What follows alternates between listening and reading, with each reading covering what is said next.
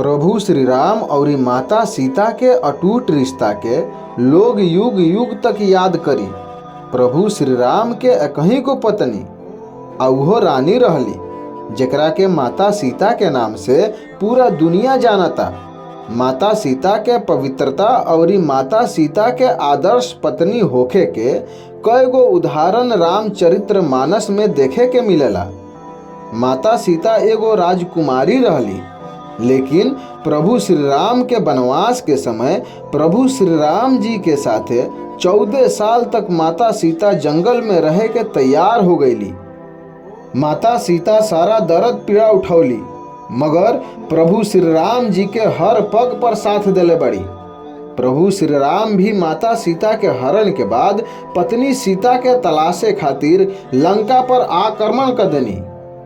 प्रभु श्री राम के पास सेना ना रहे, लेकिन प्रभु श्री राम माता सीता के रावण से बचावे खातिर वनवास के दौरान ही अपन सेना बना लेनी और रावण से युद्ध कैनी। प्रभु श्री राम और रावण के बीच 8 दिन तक लड़ाई भइल। रावण से युद्ध के बाद माता सीता अग्नि परीक्षा दे के अपन पवित्रता साबित कैले रहली। प्रभु श्री राम माता सीता से बहुत प्रेम करत रहनी। अयोध्या वापसी के बाद का भइल सुने खातिर दूसरा भाग के इंतजार करी।